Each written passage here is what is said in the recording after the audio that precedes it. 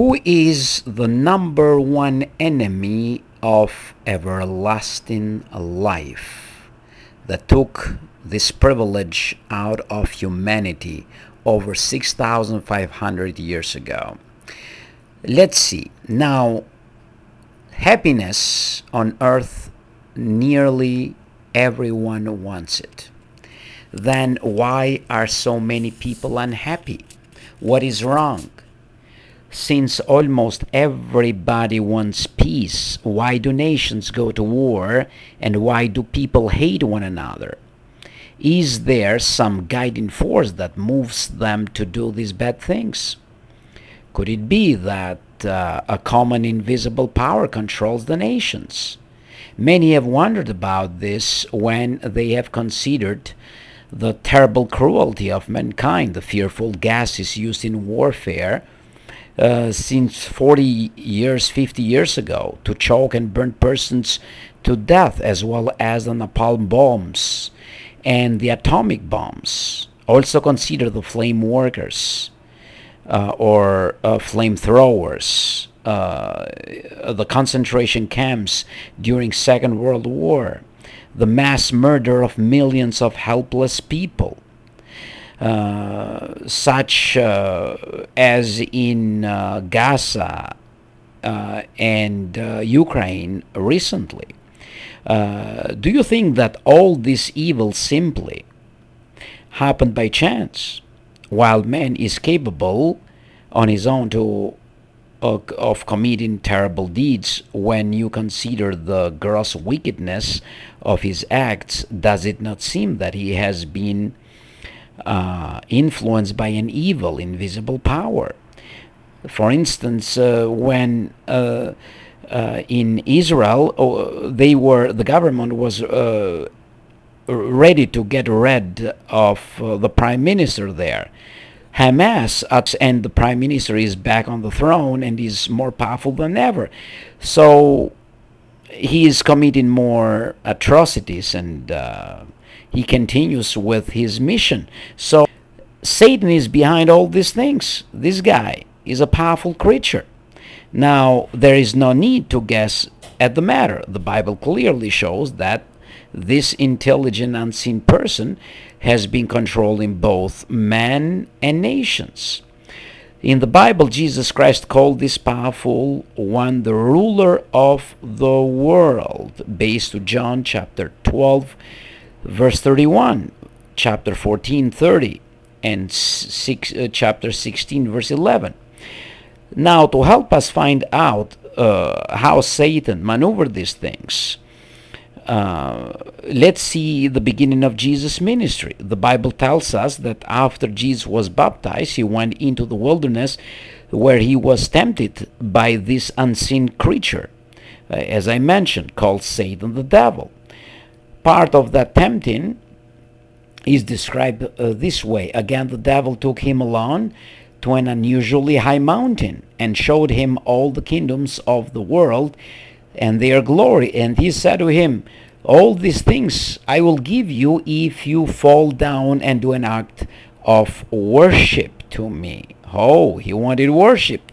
This guy wanted to be worshipped, based on Matthew chapter 4, verse 8 and 9. Think about what the devil offered Jesus Christ. It was all the kingdoms, all the government of the world at that time, over 2,000 years ago. Did all these worldly governments really belong to the devil?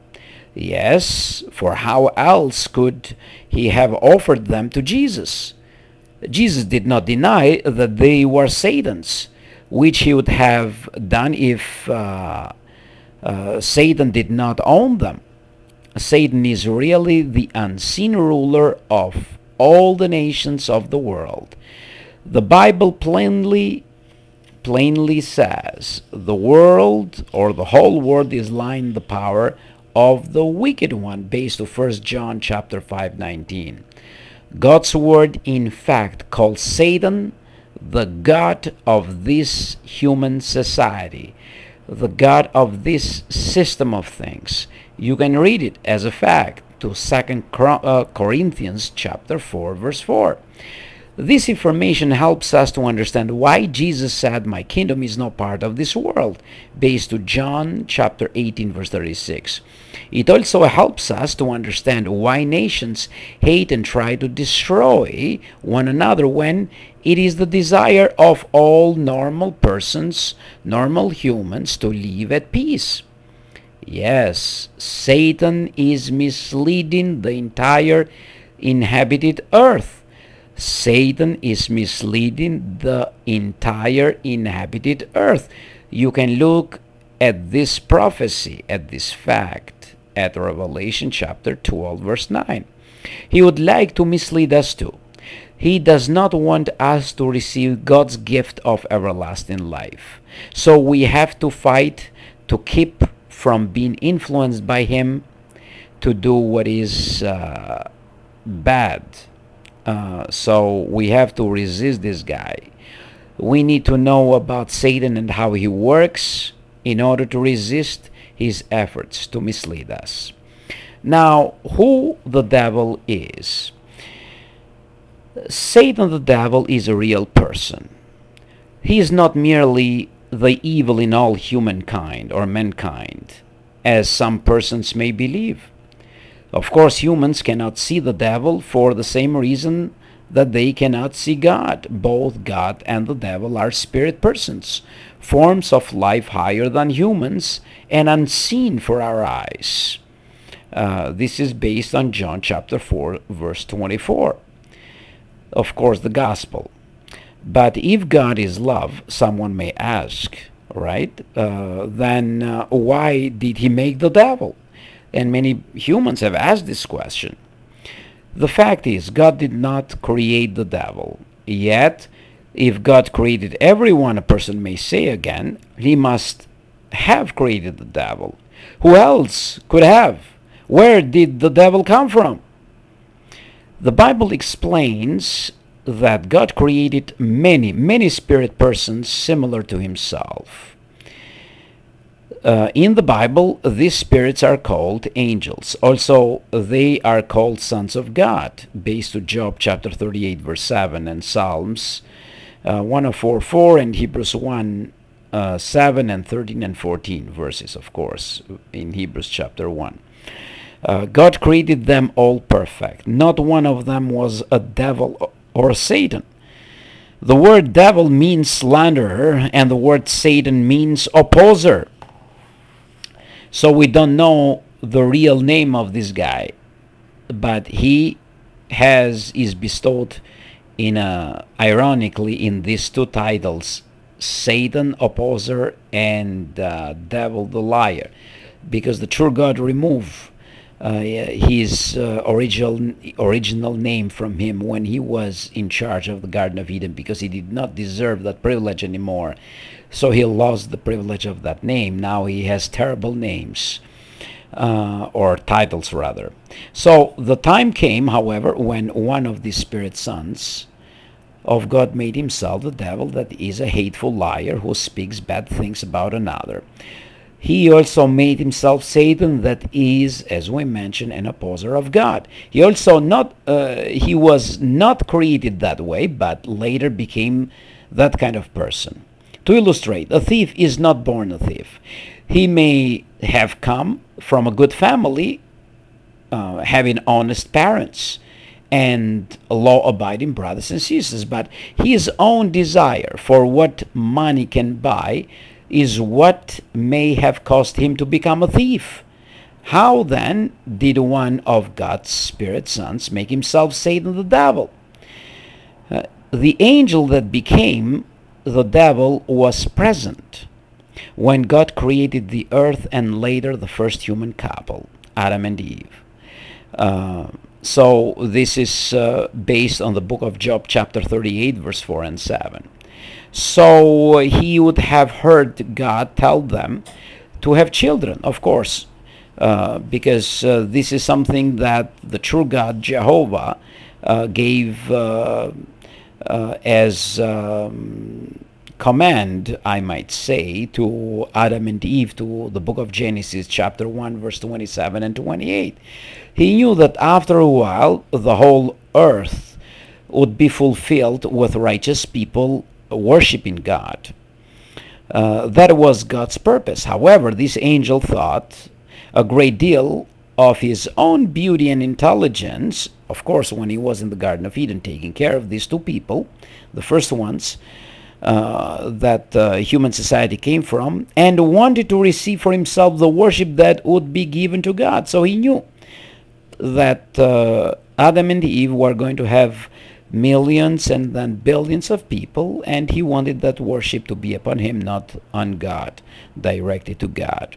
So instead of putting this wrong desire out of his mind, he kept thinking about it. This led to his taking action to obtain the honor and importance he desired. What did he do?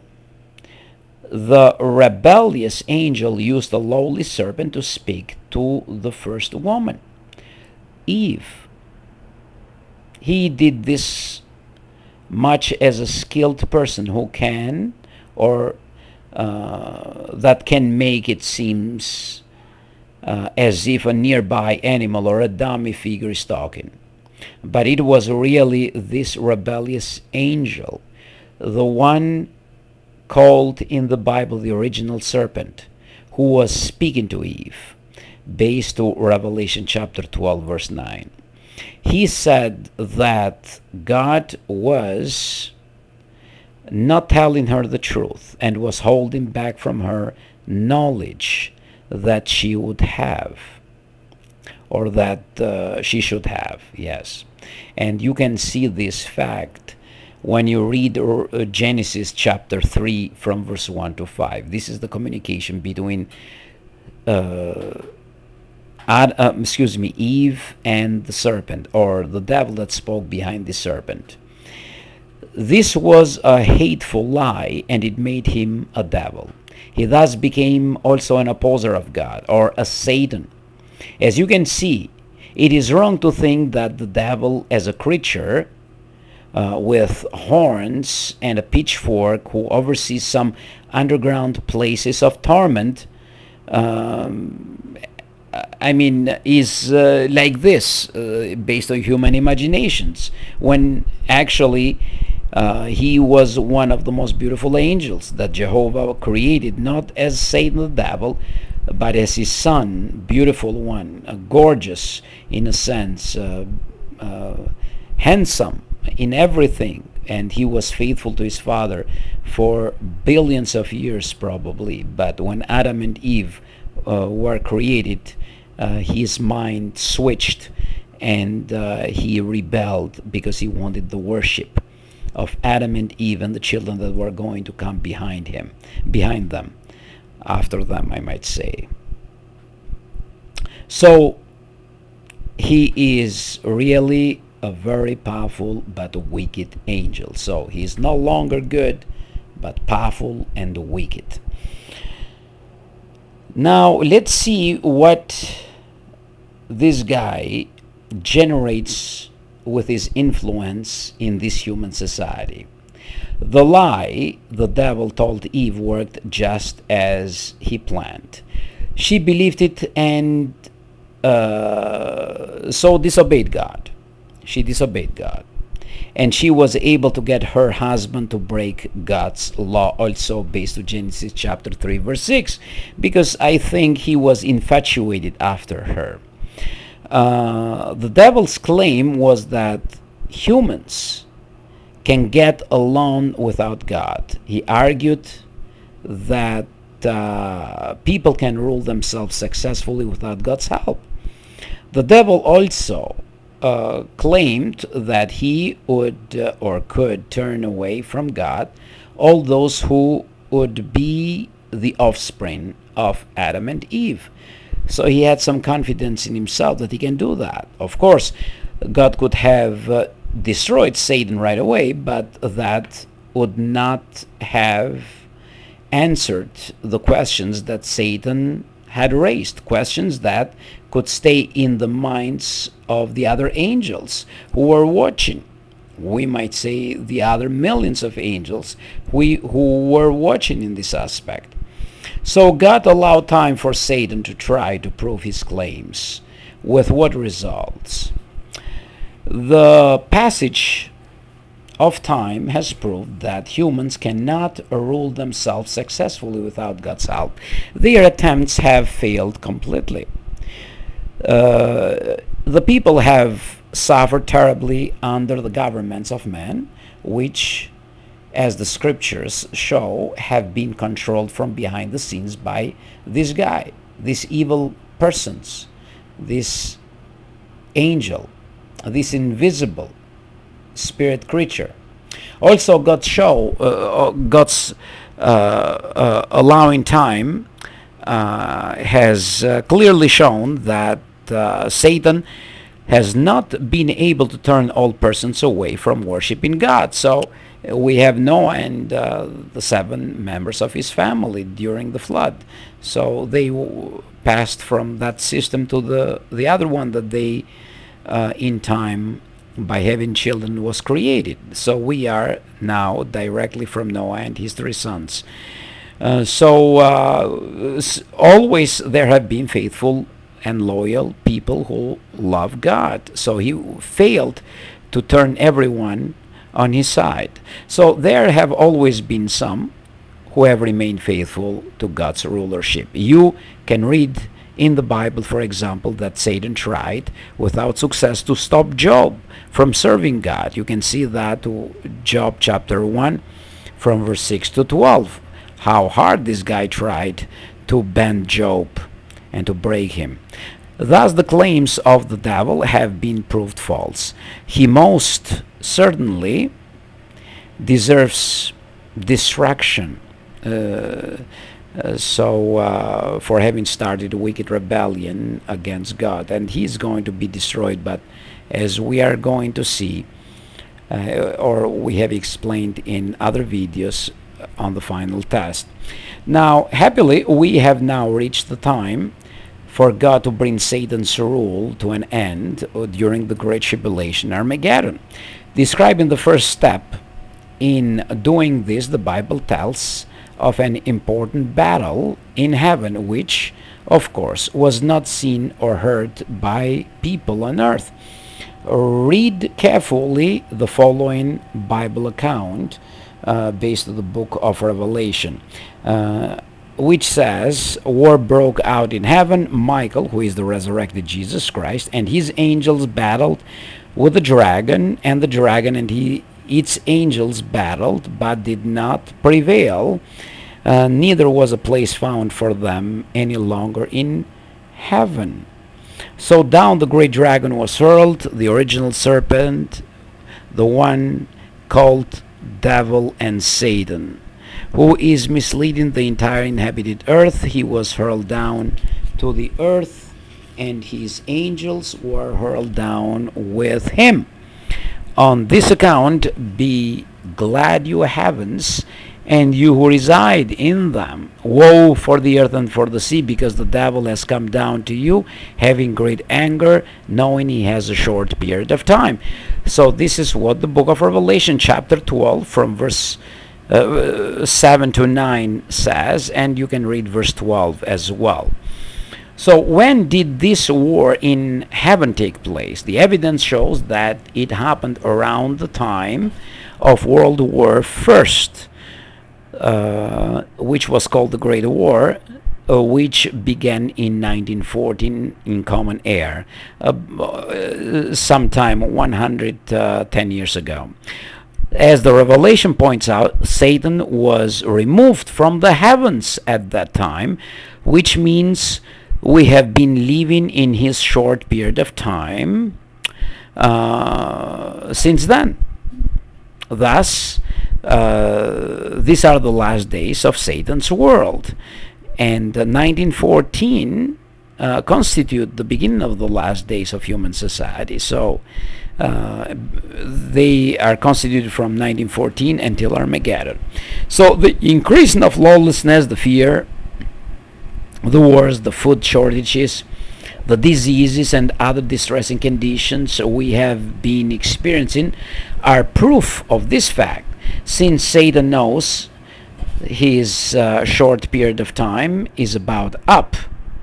He is trying harder and harder than ever before to keep persons from serving God. So he keeps them distracted, and distraction brings distraction, because people are no longer focused to what is spiritual, but what is fleshly and what is exciting for the moment. So this is described at Matthew chapter 24, verse 3 to 12, Luke chapter 21, verse 26, and you read how human character is affected in the last days. It is a prophecy over 2,000 years ago. You can see that humans of the last day, how they would be in 2 Timothy chapter 3, verse 1 to 5. Now, Satan wants to take as many persons as he can down into distraction with him. With good reason, the Bible describes him as a roaring lion that is looking for someone to eat. Now, this is described at 1 Peter chapter 5, verse 8 and 9. So when a lion roars, it gives the impression to animals around that he is filled up with food, so he's no longer hungry, so he roars from pleasure, so the animals relax. But here Satan, devil, is not the real lion, but is described as a roaring lion here, that he acts with deception by giving the impression to people that he does not exist and is not going to attack like a roaring lion does, but he does the opposite.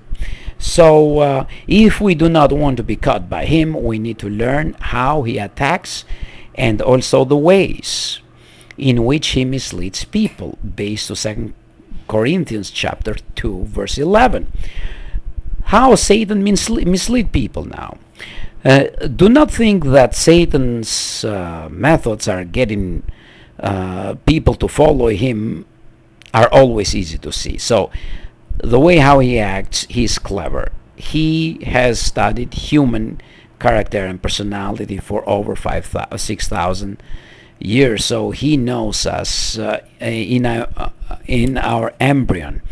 So he knows, he sees who we are, and he knows how to mislead us. He's a master of deception.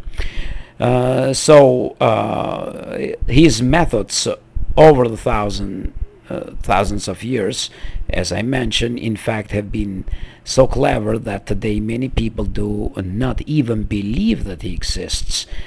To them, wickedness and evil are simply normal conditions that will always be. So people are conditioned this way. Evil always have existed. People always will be, and they fall asleep. But Satan operates much like modern-day crime leaders, who put on the front of being respectable, having a good family, and so on, but who behind the scenes do very wicked things. The Bible explains Satan himself keeps transforming himself into an angel of light. You can see this to 2 Corinthians chapter 11, verse 14, which is explained. Thus, we can expect that his schemes for misleading people would often appear innocent, even beneficial. He knows how to play the game. Now, recall that Satan posed as a friend to Eve, right? As we mentioned, he acted with a smooth speech and very convincing to her. Then he tricked her into doing what she thought would be for her own good. So, as I mentioned, Genesis chapter 3, verse 4 to 6 explain that. It is the same today. For example, through his human representative, Satan cunningly encourages people to put the interests of human governments even above their service to God. So, God's heavenly kingdom means nothing to people. They have no clue what it is. After a few words, even priests, if you ask them a question, what is this kingdom government of God, they run out of words. So they Satan knows how to manipulate people to concentrate to their earthly governments that runs their own nation, and parties between each other, and they get involved to those garbage things that have been running for years the same way, and one generation after the other generation has polluted their brains and frozen their mind to think appropriately, to see things prospectively, not only temporarily. So he knows how to do this. So this has given birth to the spirit of nationalism when people are involved in their governments, resulting in terrible wars. In recent times, Satan has moved people to bring forth various schemes in their search for peace and security. So, but this slogan, peace and security, is going to be very powerful before Armageddon. So when governments are going to speak or come with this slogan, peace and security, oh, we are going to provide this, especially economically, then Armageddon is going to strike based on the book of Revelation and First Thessalonians. Now, one of these organization that Satan is going to empower through the U.S. When U.S. Is going to lose the potency and U.S. is going to give power to United Nations, and this is a prophecy that is going to happen in the book of Revelation. So this United Nations that is dead right now, in a sense that is like a beast that bites but has no teeth to cause harm, is going to become very powerful soon. Now, is this United Nations or U.S. going to bring peace and security to the earth? It has proved to be a means of turning the people's attention away from God's arrangement for bringing peace to mankind, but far from it.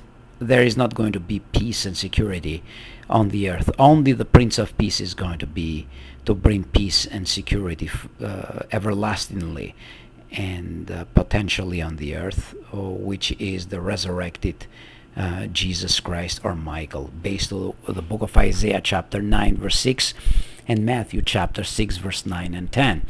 If we are to receive everlasting life, then we need accurate knowledge about God, His kin, Son, Jesus Christ, and His kingdom, based on the book of, or the Gospel of John chapter 17 verse 3.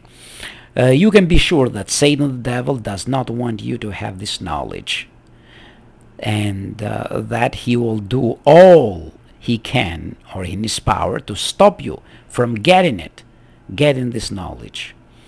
How will he do this? One way is by seeing to it that you receive opposition. He's going to use your family members against you, your closest friends, whoever and whatever. Perhaps in the form of ridicule, he's going to do that.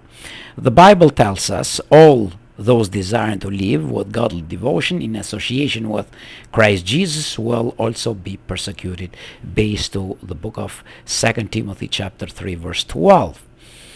It may be that even close friends, as I mentioned, or relatives will tell you that they do not like your examine the scriptures, so they see you with the Bible in hand. They will do anything possible to discourage you to read the scriptures.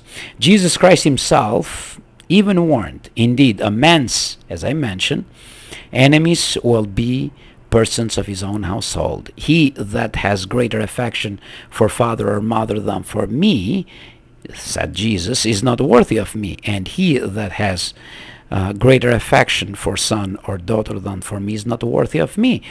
This is described in Matthew chapter 10, verse 36 and 37. Relatives may try to discourage you, doing so in all sincerity because they do not know the wonderful truths found in the Bible. But if you give up a study of God's Word, when opposition comes, how will God view you?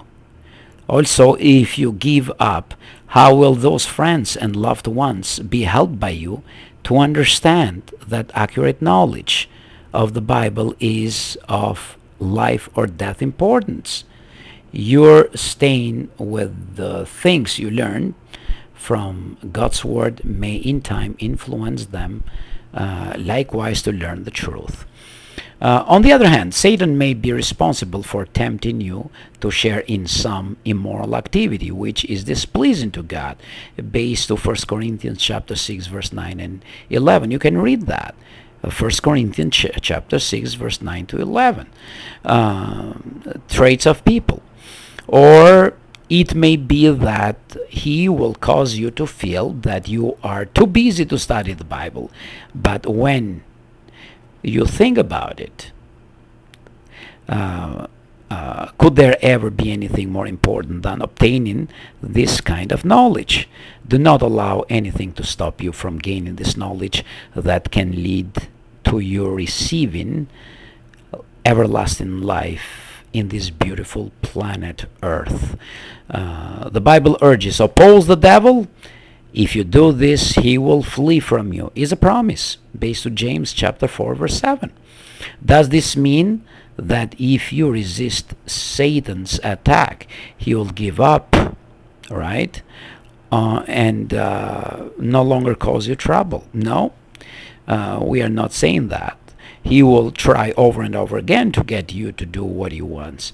But if you keep on opposing him, he will never be able to get you to take a course in opposition to God. So we are in a period of war right now before Armageddon. It's not a period of peace because we are in this spiritual warfare all the time. And that's why we need to be diligent to get diligent and vigilant to get all important knowledge of the Bible and practice what you learn. This is vital in order to prevent you from being deceived by another of Satan's means for misleading people, which is false religion. We have over 43,000 religions, and organized religions about 4,000 and something.